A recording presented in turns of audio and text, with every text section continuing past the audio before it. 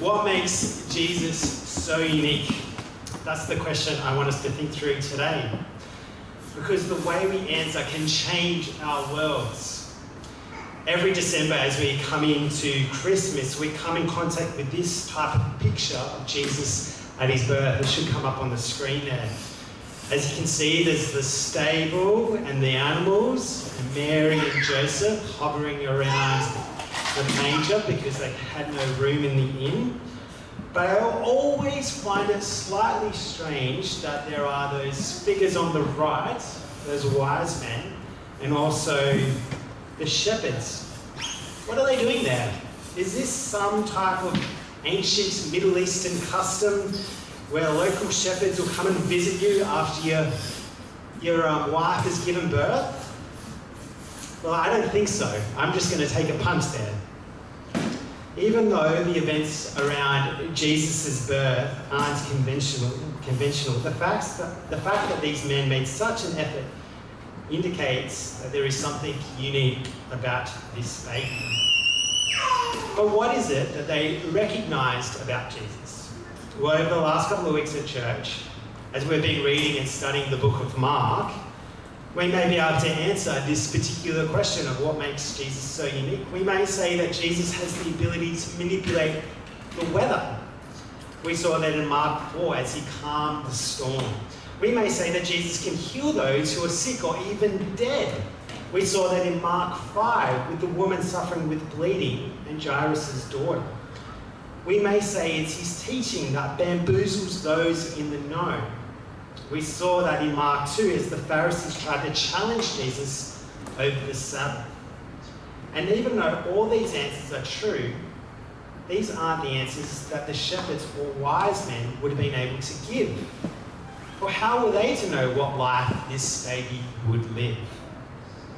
And interesting enough, this isn't the thing that Paul points to in our passage today about Jesus' uniqueness. If you don't already know, Paul the Apostle had heard about this little church in Colossae, and he decided to write to them a letter as he feared that they might give up on the object of their faith, Jesus. He was fearful that they may follow other gods and customs within that culture. And so in verse 14, he states that Jesus has rescued them from the dominion of darkness and has brought them into the kingdom of the Son he loves, in whom we have redemption, the forgiveness of sins. And so it is in this section, verses 15 to 23, Paul wants to outline how Jesus' uniqueness can bring about this redemption, the forgiveness of sins. And I think it's really important that we track with Paul in this passage, for he doesn't just present any old normal picture of Jesus, but a cosmic one that pushes our imaginations to see the full superiority of this Christ, or this King, born at Christmas. The challenge for us is, are we making this King our King? Or are we subtly or unsubtly making ourselves King? Well, my message has 3 points, and they should appear up on the screen. My first point from verses 15 to 17 is Jesus supreme over all creation. Point 2 from verse 18 is that Jesus supreme over the new creation. And point 3 from verses 19 to 20, the Father was pleased for him to reconcile all things. As we begin, I think Paul would answer my question at the start with 4 things. He'd point out that Jesus is unique in his nature. As we read at the start of verse 15, Paul states that the Son is the image of the invisible God. To image something, what does that mean? Well, to image something is just to reflect it. For example, my daughter, Carrie, can sometimes get scared. Often when either Kim Jong or I are holding her, if there is an unexpected noise, we can feel her shudder. And this isn't unsurprising, because in many ways she takes after her dad. In this sense, Carrie reflects a part of my nature. And so it is with Jesus and his Father. He reflects the Father's image, and he has done this always. And he has revealed this to our world when he decided to put on flesh and reflect his Father for all to see. But does this make Jesus unique? After all, we can read in Genesis 1:26 that God said, "Let us make mankind in our image, in our likeness, so that we may rule over the fish in the sea and the birds in the air, over the livestock and all the wild animals, and over all the creatures that move along the ground." In a sense, our natures are similar. But what makes Jesus' image-bearing status more superior is that he wasn't made into the image of God, but is the image of God. Everything he does perfectly represents his Father. Whereas we do have the capacity to reflect God, we often don't. Secondly, Paul would point out that Jesus is unique in his ability to reign. We can see that in the second part of verse 15, where Jesus is the firstborn over all creation. Well, what does that mean to be the firstborn over creation? It can kind of sound like Jesus was created, that he was the first in creation to be born. You know, and some have thought this about Jesus, which can be, in my opinion, tricky to maintain when you try to understand verse 16, which says that he created all things, which means that he would have had to make himself, which seems impossible, right? This thought continues in our passage. Verse 17 states that he is before all things, which is a comment about his pre-existence before the world was created. Verse 18 also states that he is the beginning. So, no, Jesus wasn't created, but it's actually an indication of his status. In Psalm 89, verse 27, God said to King David about Jesus that he will appoint him to be his firstborn, the most exalted of the kings of the earth. Just like in the royal family, where William will have more power than Harry due to the line possession, Jesus, the eternal Son to the Father, has the right to reign due to him being given this title.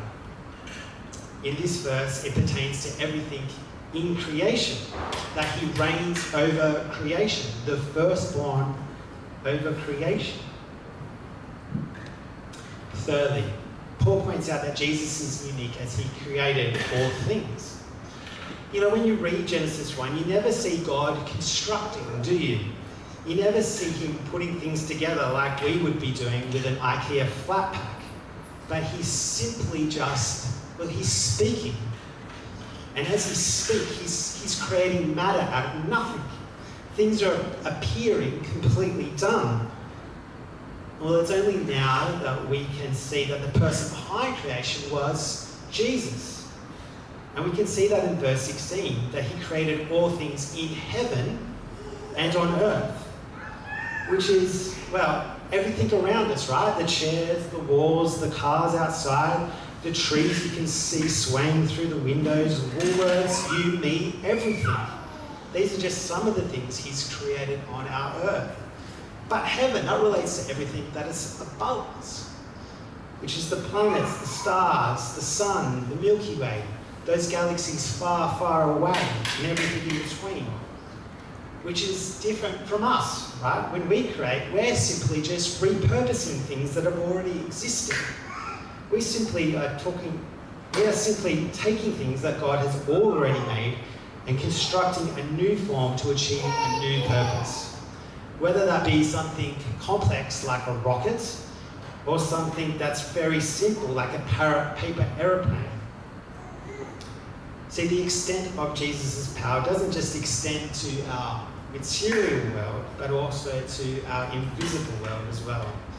To the spiritual world, whether that be thrones or powers or rules or authorities.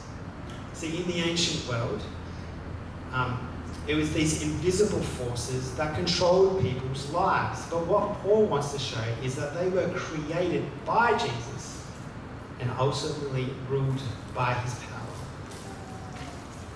Lastly, Jesus is unique as he sustains all things. You can see that in verse 17. In him all things hold together. And it's because of him being before all things and him creating all things that he's able to hold all things together, which is to say that he sustains our world. He's the one that keeps things ticking along, moving them along its path. See, there's never been a morning where the eternal Son has said to the Father, "Oh, Dad, I had a late night last night, I slept in. The Son, I forgot to raise the Son. I'm so sorry." That's never ever occurred in all of our existence. No, over all the millions and millions of things that need to occur for our world to keep on operating, Jesus has got them all covered. Psalm 104 is a beautiful psalm. It's a favourite of mine, and it shows that God is both creator and sustainer of our world. And it says that God causes springs to gush, which supply water to wild animals, and grass to grow to provide food and crops for man. See, even seasons are part of God's tapestry, where man and beast can live and flourish under God's rule. And it's this picture that ultimately shows that Jesus, the one behind creation, is unique. For he is so different from you and me. See, we can't always reflect God's image. We can't reign over all things. We can't create all things. And we certainly can't sustain all things. But why is this significant? Why is it so important for Jesus to be unique? Which brings us into our second point. It's significant because it makes him the only candidate to be able to overcome the darkness that shadows our world. See, for a time, it didn't seem like Jesus was in control. See, death reigned over our world, and it felt like it couldn't be tamed. Generations after generations will fall victim to this grim reality. It would swallow up everyone in its path, and it would separate people from one another. And this narrative seemed set until Jesus walked the earth and predicted his own death. But more than that, his own resurrection. Despite him being transparent about this reality, no one really believed him. His disciples didn't believe him, his family didn't believe him. But 3 days after his death, when the disciples were going to prepare his body for burial, they didn't find him, for he had been raised. That's why there in verse 18, Paul states that he is the firstborn among the dead. And as we can see, the language of firstborn appears again, and again it retains its same meaning. Firstborn being the ability to reign, and in this context, Jesus has the ability to reign over death with life. And so Paul finishes his thought with stating that through everything, he may have the supremacy. Because we've seen in verses 15 and 17 that the Son has supremacy over the creational order. And we've seen in verse 18 that the Son has supremacy over the new creation, where our world that has been ravaged with death and its friends will be renewed once again, where the effects of sin and disharmony that we feel will be eradicated. And we know this because Jesus' resurrection is the evidence that death won't have the final say. And the significance of his resurrection is that one day we too will be raised from the dead. Just like a line of dominoes placed vertically on their ends, one after the other. As we know, the dominoes don't fall if the first domino isn't pushed. And for a long time throughout history, it seems like these dominoes were never going to be pushed. But as Jesus enters our world, he becomes the first domino, and through his resurrection over death, he knocks down the second domino, which knocks down the rest. It's by being in line behind Jesus that anyone can experience his victory, where his death becomes our death and his life becomes our life. By achieving this feat, people far and wide have gathered under his name to recognize his accomplishment. So again in verse 18, Jesus is the head of the body, the church, the leader in which Christians gather under and submit themselves to. And God's people, the church, happily do this because they recognize that this man has true power over every dominion, as they place him as their head and themselves as his body. In a sense, what these people are doing is they're placing themselves in the domino line behind Jesus. But it can seem a little bit or too much, right, to believe that one man was able to achieve this feat, which begs the question, how was he able to achieve such a feat? Recently, Kim Jang and I, we've started a huge movie marathon where we're watching all the Marvel films within the Marvel Cinematic Universe. We have done 16. We've got 4 to go until Endgame. And the fascination for me as I watch these films is to marvel at each character's superhuman feat. At every point, you know these films don't represent human reality. But you just go along with the premise, don't you? See, when Iron Man gets shot with missiles that seem to have no effect on his armour, you get told that his suit is made out of gold titanium alloy, which can absorb these blows. When Bruce Banner turns into the Hulk, you believe it because you know he was exposed to a heavy dose of gamma radiation that can transform him whenever he feels the need to rage. When Captain America runs through enemy lines without a gun and just a shield, you know it's possible because he's infused with a super soldier serum that gives him superhuman strength. And I could go on. But the question is, how could Jesus be raised from the dead? What is the source of his power? Or, if you can indulge with me and extend the illustration a little bit further, how is Jesus able to tumble down the line of dominoes behind him? Well, this brings us to our third point. It's due to the Father being pleased for him to reconcile all things. As we can see in verse 19, God was pleased to have all his fullness dwell in him. It's due to this intimate, close-knit relationship which has been established since eternity past that the Father and the Son are in sync with each other. And in this instance, we see the Father allows his fullness to dwell upon the Son, where he may be able to undertake and accomplish the task of defeating death. The language is very reminiscent of the temple when God would fill the temple with his presence. The difference being that God the Father and God the Son have always been one, as they've always been in each other. And this was no less the case when Jesus walked amongst us and showed his obedience to the Father as the Father remained within him. So it was this mutual indwelling that gave Jesus the power to defeat death. And when these two team up, something amazing occurred. As the rest of verse 20 goes on, he was able to reconcile all things, whether that be things on heaven or earth. See, the one that created all things in verse 16 is now being able to reconcile all things on heaven and earth. And the instrument of how he was able to reconcile the world came through the shedding of his blood on the cross, as we can see in the rest of verse 20. As we know, in the last stages of Jesus' life, as he hung from the cross and lifeless, the soldiers slashed his side as his body poured out blood and water to reveal that he was genuinely dead. For the world to be able to experience the hope that comes through Jesus' resurrection, Jesus needed to deal with our sin that brought death. For our sin prevented us from being able to place our domino in line with Jesus' kingship. It's his blood that opens up the way for us to receive peace and reconciliation, as it is his blood that atones for our sin, so that we may be able to line up behind him. But as the verse indicates, all things have been reconciled by his cross, in one way or another. So for our creation, it too will receive its liberation, as Jesus' death will take on the bondage it has felt from the curse of sin.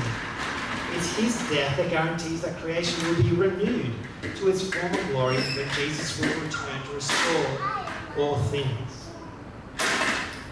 Likewise, for those who choose to place themselves outside of Jesus' death, he will still reconcile them as he will put every element within his created world back in order under his headship.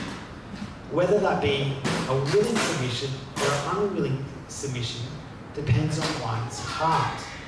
As we can see in verse 16, and it should come up on the screen, everything was created for him. See, at the end of time, he'll demand and get what is deserving to him as King of our world.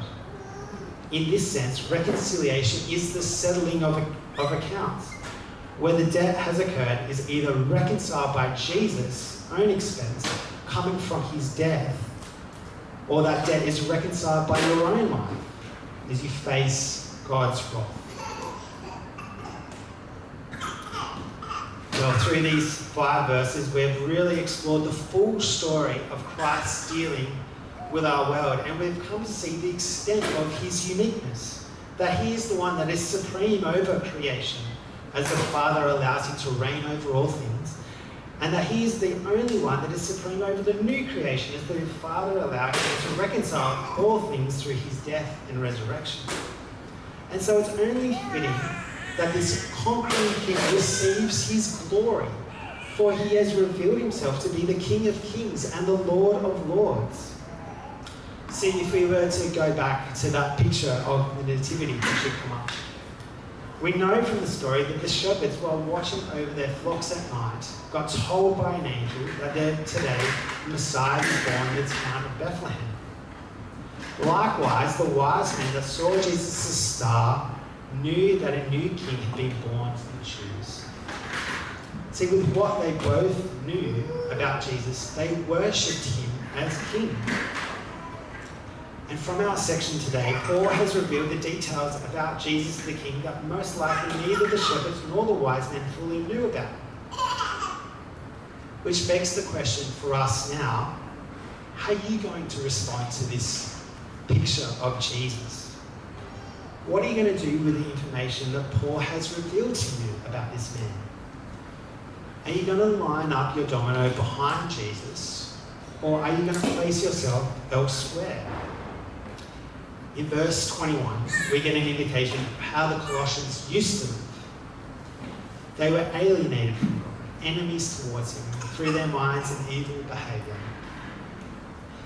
It's the type of attitude that is resistant to God, unwilling to bow their knee to their king.